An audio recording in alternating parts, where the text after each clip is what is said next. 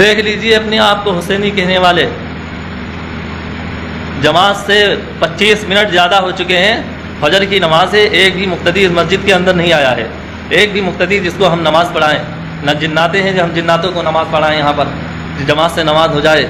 لگ بھگ روزینہ یہی ماحول ہو رہا ہے، یہی روزینہ ہو رہا ہے، ایک بھی مقتدی مسجد کے اندر نہیں آ رہا ہے۔ کتنی بے شرمی کی بات ہے، لگ بھگ 150 گھر اس مسجد کے اگل بغل میں 150 گھر، ایک بھی مقتدی اپنے آپ کو سنی کہتے ہیں، ہم حسینی ہیں، اتنا ڈھول بجایا ہے ان لوگوں نے کہ نماز میں نہیں آ پا رہے ہیں۔ میرے دوستوں، اس ویڈیو کو زیادہ سے زیادہ شیئر کیجیے تاکہ ہر مسلمان نماز پڑھنے والا بن جائے اور اپنی مسجد کو آباد کرنے والا بن جائے۔ ایک بھی مقتدی نہیں، روزینہ ہم 10-15 دن سے لگاتار دیکھ رہے ہیں کہ ایک بھی مقتدی اس مسجد کے اندر نہیں آ رہا ہے۔ میرا ویڈیو بنانے کا مقصد آج یہی ہوا کہ ہم ویڈیو بنا کے لوگوں کو دکھا تو دیں کہ مسجد کے اندر جنات آ رہے ہیں کہ آ رہے ہیں۔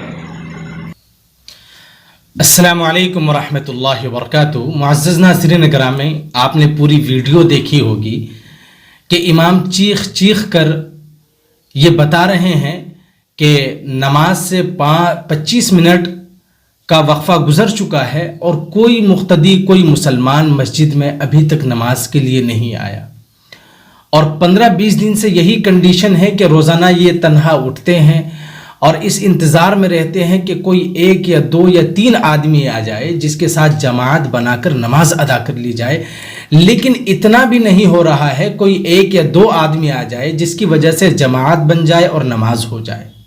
یہ مسلمانوں کی حالت ہے۔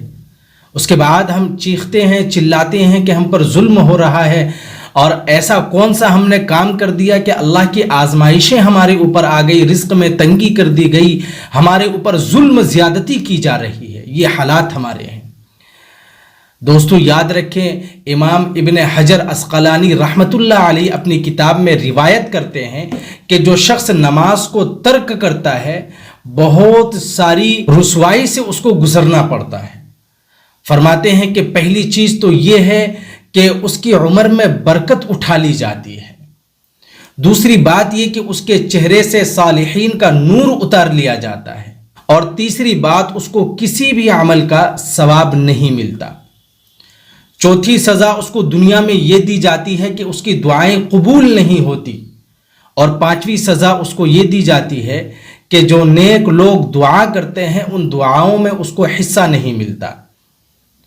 جیسے نیک لوگ سحری میں اٹھ کر یا نمازوں میں دعا کرتے ہیں، اے اللہ تو پوری امت پر کرم کر، اے اللہ تو پوری امت کی بخشش عطا فرما دے، ان دعاؤں میں اس کا حصہ ختم کر دیا جاتا ہے۔ نیک لوگوں کی یہ دعائیں قبول تو ہوتی ہے لیکن اس کے حق میں قبول نہیں ہوتی جو نماز کو ترک کرتا ہے۔ یہ دنیا میں اس کو رسوائی کی سزا ملتی ہے، پھر جب وہ مرنے لگتا ہے، نزاع کا وقت آتا ہے تو 3 سزائیں اس وقت ملتی ہیں۔ پہلی چیز کہ وہ بھوکا مرتا ہے، نمبر 2 وہ پیاسا مرتا ہے، اور تیسری بات یہ ہے کہ وہ ذلیل و خوار ہو کر مرتا ہے۔ اسی طریقے سے جو شخص نماز کو ترک کرتا ہے قبر کے اندر، برزخ کے اندر اس کو 3 سزائیں ملتی ہیں۔ سب سے پہلی سزا اس کو قبر کے اندر یہ ملتی ہے کہ اس کی قبر کو تنگ کر دی جاتی ہے، ادھر کی پسلی ادھر اور ادھر کی پسلی ادھر کر دی جاتی ہے، دونوں پسلیاں آپس میں ایسے ہو جاتی ہیں، ملا دی جاتی ہیں۔ اور دوسری سزا اس کو قبر کے اندر یہ دی جاتی ہے کہ اس کے قبر میں آگ ڈالی جاتی ہے۔ جو اللہ کے حضور نہ جھکے اس کی قبر اسی قابل ہے کہ اس میں آگ ڈالی جائے۔ اور تیسری سزا اس کو برزخ کے اندر یہ دی جاتی ہے کہ اس کے قبر میں اس کے اوپر ایک اژدہا مسلط کر دیا جاتا ہے جس کا نام شجاع الاقرع ہے۔ یہ جب ڈنک مارتا ہے تو وہ شخص 70 گز زمین میں دھس جاتا ہے، اور یہ مسلسل ایسے ہی ڈنک مارتے رہتا ہے۔ پھر اسی طریقے سے جب بندہ حشر میں جاتا ہے تو 3 سزائیں اس کو وہاں دی جاتی ہے۔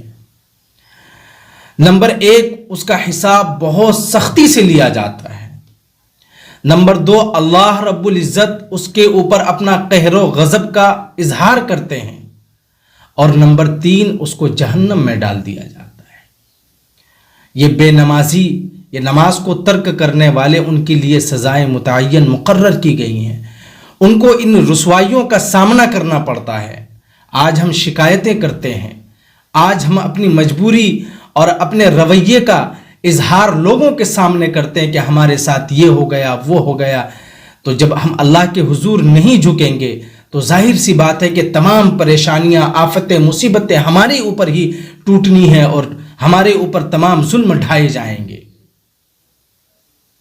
آج لوگ اپنے مستقبل کی تیاری کرتے ہیں، اپنے مستقبل کے لیے لاکھوں لاکھوں روپیہ یونیورسٹی اور کالجز کے اندر ایڈمیشن کے لیے، اپنے مستقبل کے لیے خرچ کر دیتے ہیں، اور پھر لوگ آتے ہیں کہ دعا کرنا کہ میرا انٹرویو ہے، میں کامیاب ہو جاؤں. لیکن جب کوئی مرتا ہے، اس کو قبر میں اتارا جاتا ہے، اس کے بعد کوئی نہیں آتا کہ میرے لیے دعا کرنا کہ یہ مشکل کی گھڑی، مشکل کا وقت ٹل جائے. ایسا انٹرویو، ایسا ایگزام، ایسا امتحان جو ہمیشہ ہمیش کے لیے ہونا ہے، اس کے بعد کوئی امتحان نہیں ہوگا، اس کے بعد سزائیں متعین کی جائیں گے، رزلٹ کا نتیجہ آنا ہے. دوست اپنی دوستی کا حق اس وقت ادا کرتا ہے، اس وقت دوستی کا حق ادا ہوتا ہے جب وہ اپنے دوست کی انگلی پکڑ کر اور دین کے راستے پر لے کر جائے. ابھی ایک خاتون میرے پاس آئی، کہنے لگی کہ کوئی ایسا تعویذ دے کہ میرے بچے نماز پڑھنے لگ جائیں. ہم سے تو پڑھی نہیں جاتی نماز، ہم تو نہیں پڑھتے، لیکن میرے بچے پڑھنے لگ جائیں. میں نے ان سے کہا جب آپ نہیں پڑھتے تو آپ کے بچے کیوں پڑھیں گے نماز؟ اور اس تعویذ پر عمل کریں، اس تعویذ کو اپنائیں جو نبی صلی اللہ علیہ وسلم بتا کر گئے تھے. فرمایا کہ جب بچہ 7 سال کا ہو جائے تو اس کی انگلی پکڑ کر اس کو مسجد تک لے جایا جائے، اور جب 10 سال کا ہو جائے تو اس کو مار کر مسجد بھیجا جائے، اس سے نماز پڑھائی جائے.